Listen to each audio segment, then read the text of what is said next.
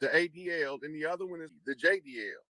League is a paramilitary group, and they wear fezzes, and some of them grand sheiks and temples. But again, it looks like they have others out in front that don't look like them and don't look like us that we think are the leaders of this. I mean, how about things like the formation of the NAACP that was said was formed by? But it wasn't formed by the people they told you it was formed by. It was formed by the same ADL, JDL collaboration for the purposes of being able to control what go on in our community and what we are privy to. Our job on the land is to infiltrate that motherfucker. And the first one of us that we got in power in the NAACP, we had a lot of them get to the board, but nobody could get to the chairman position until a guy named, I think his name was something like Kwesi Mfume. Mm-hmm. He was the first one of us that ever got the main seat at the NAACP. That's when they wanted to stop allowing them to take parts in our programs, because one of us then got the driver's seat. Mm-hmm. So that's why they've been phased out in our community. When us got the driver's seat, they got to cut us off. So what about the Southern Poverty Law Center that puts out all of this propaganda about Moors being sovereign citizens and all of that? Slave catchers. What do you mean by that? They slave catchers. Moors are not sovereign citizens. Right, we know that, but they're feeding information to all of the sheriffs and the law enforcement agencies that put out bulletins and, you know. Look, the ones who are successful in interacting with them are not tied to the Moor Science Temple. They tied to a tribe. Oh. They're tied to one of the tribes on the land. We just got to try it back up by families.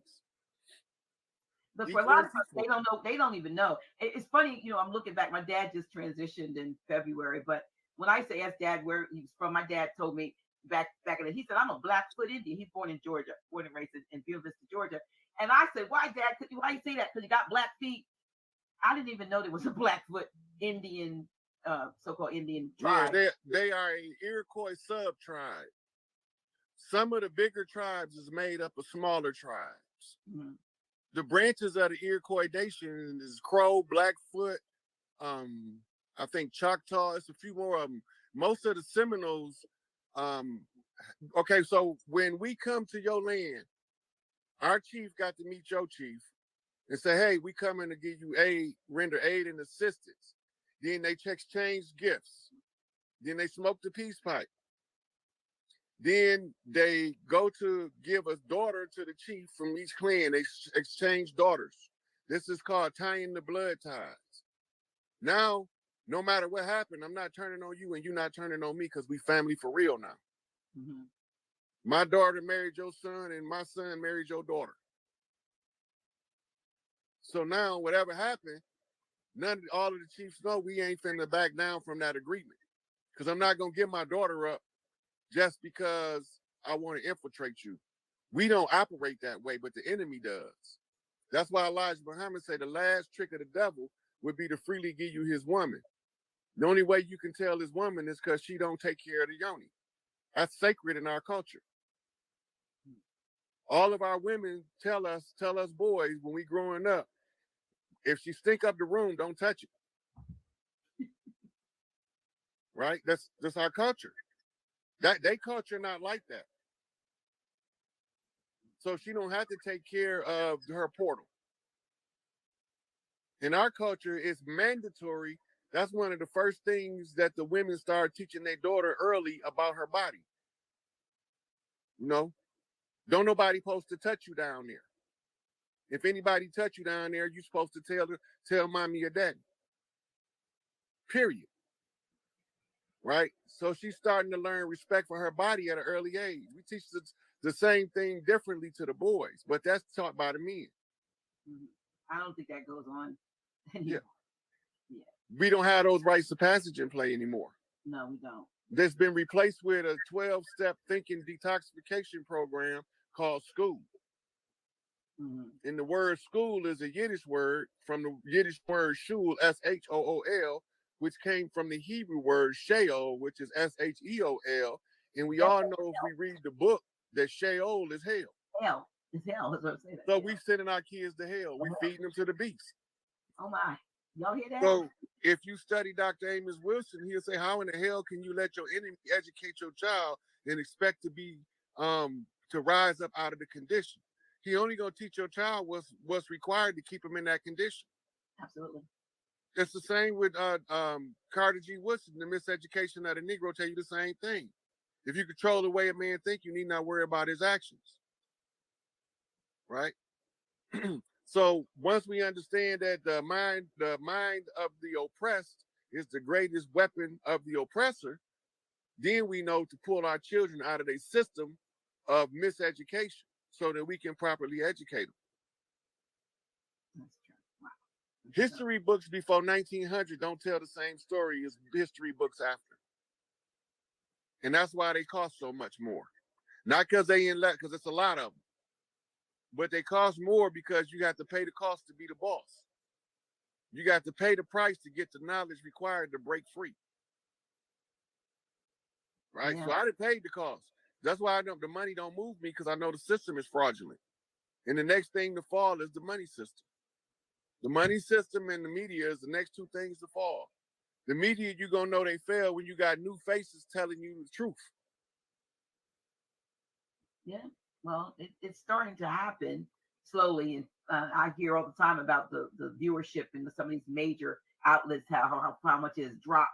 It's because folks aren't like, no, they realize they could turn any channel on and hear exactly the same thing because it was like, this was scripted. Everybody's saying the same thing, and they've showed it.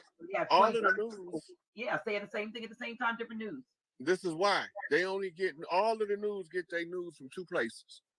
They get it from the Reuters News Service or the Associated Press. That's it. The CIA created both of them.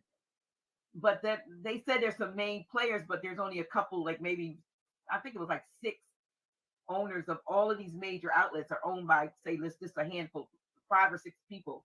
I think he's dead now, but Rupert Murdoch was one, and there was different ones that had these outlets, and they're the ones, and so they just shoot out, like you said, a release, and everybody reads. I mean, they even have folks read the release. It don't matter who's putting the release out. It can only come in and be put on the news through 2 places: Reuters and Associated Press. Okay. So let's say that you have a news TV station and you want today's news. You don't go out in the street and look for a story. You're not an investigative reporter. Investigative reporters work for Reuters and Associated Press. So they sell their stories to them. Then the CIA screen them and say, put this out in the public domain. Just that simple. None of this stuff that we getting is haphazard. It's all orchestrated and planned.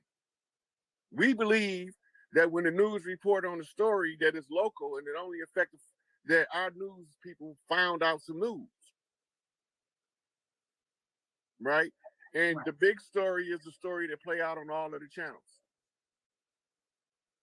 Right? Yeah, because like most recently, like the slap that was heard around the world while you missed what was happening on the Senate floor. Yeah.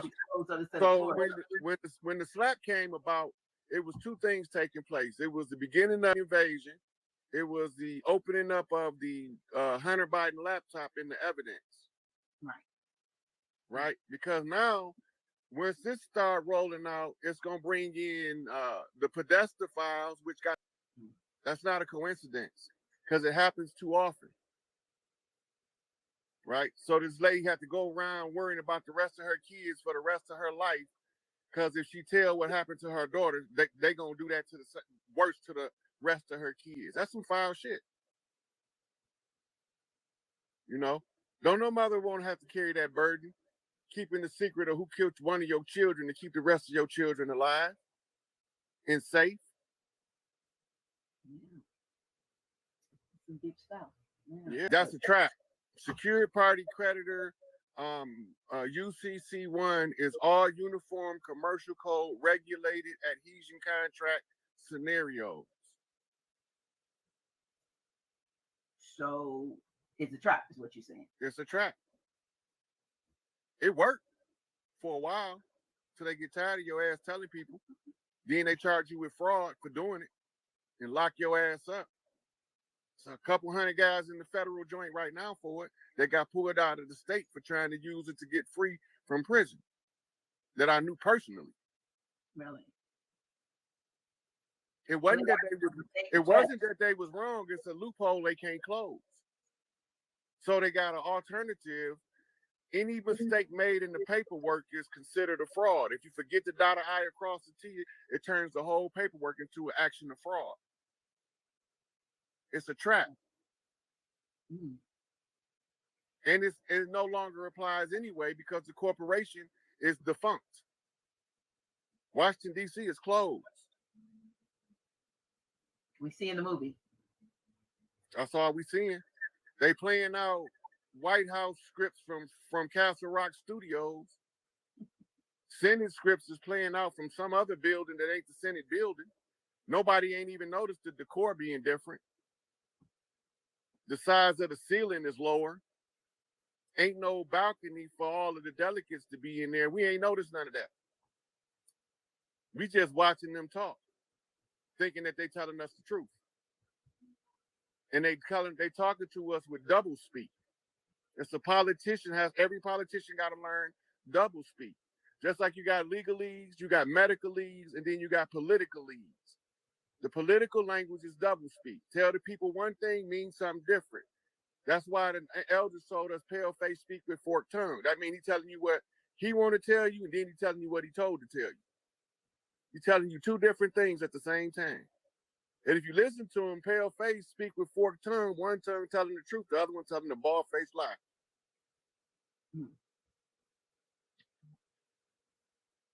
That's always to keep us at constantly off guard, off balance. We always falling back and can't quite get our bearings as to what's taking place. Because every time we get to the bottom of one lie, they tell us 1,000 more to sift through.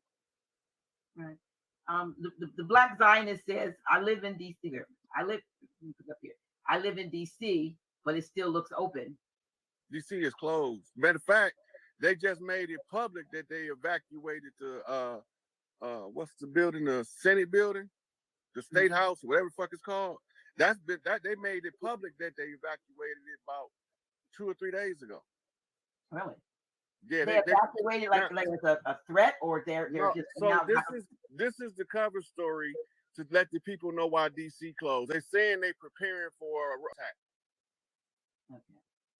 That's what they're saying. They preparing for an attack. Russia's about much thinking about us is me and you thinking about giving Putin a birthday present.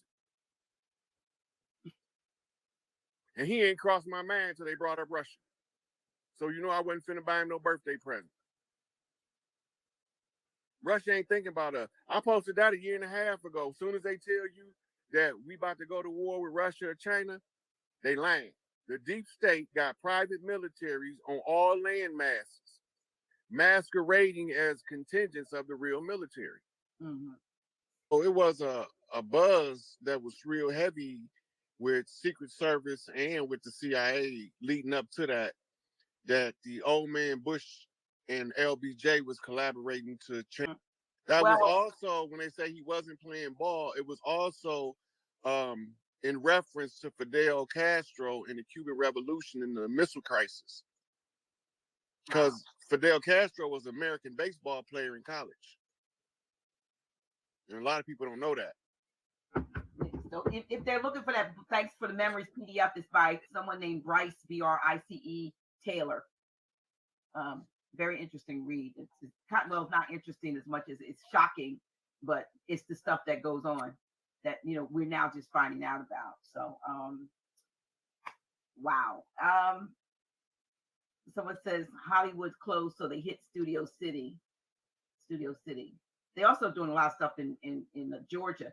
Georgia seems to be the East Coast Hollywood. A lot of things are taking place in Georgia. That's Tyler Perry's supposed to be putting us up our own studios to bypass the usury contracts and the 360 contracts and the sex deals for movie parts and all that. So Tyler Perry's job was to build and establish our studios for the people from the land.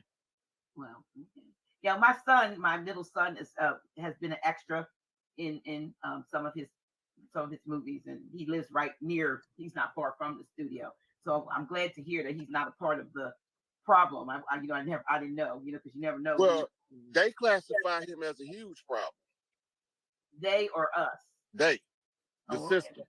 The system. He's a headache that they can't figure out a way around it, because they can't, all of the frauds that they wanted to hit him with tax evasion, but he was paying his taxes. Okay. Right. Then they was going to try the sex scandal. So he portrayed characters where it wouldn't work. Mm-hmm.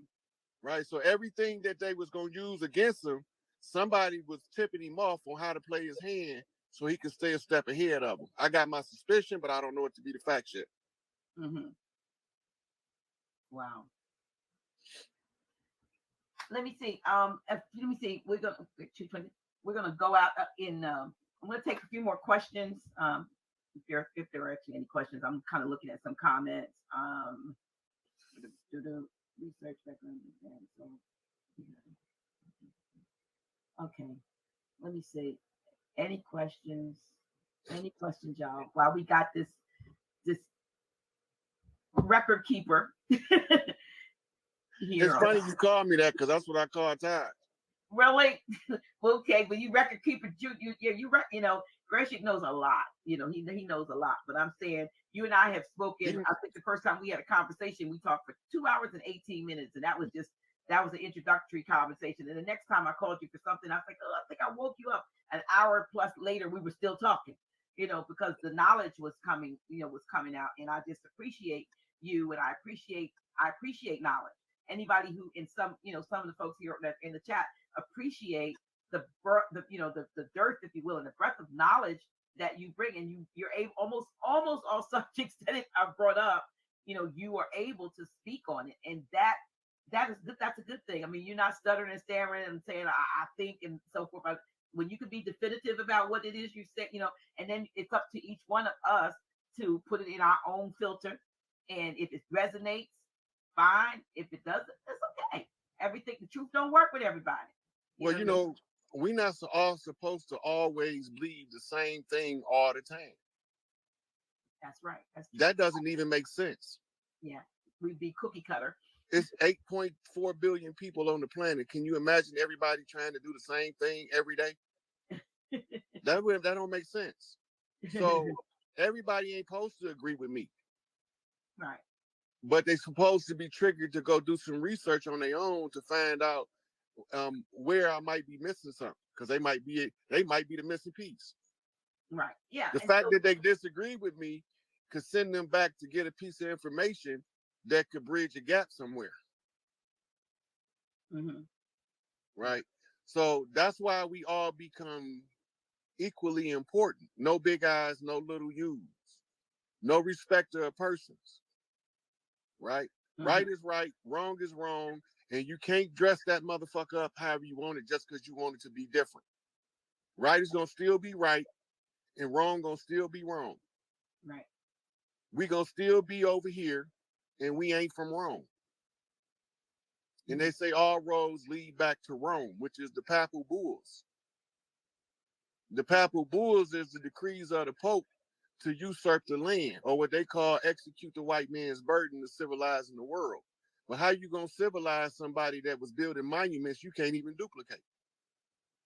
Speaking of monuments and stuff, I do have something I wanted to bring up. You mentioned the World's Fair, and I don't know how many really, we didn't go into depth into that, but I started studying it just recently, like in the last 2 or 3 months, not even that far back, about these World Fairs and these orphan trains that were going on around the same time, and these, they had these massive structures that they put in certain places, that they opened World's Fairs in, and they gave the public the illusion or the lie that they had created this just to bring forth technology, more recent technology, when the truth of it is these had existed. Question 1, where did the people go that used to inhabit those places? How did they get rid of the real inhabitants of that? That's my first question.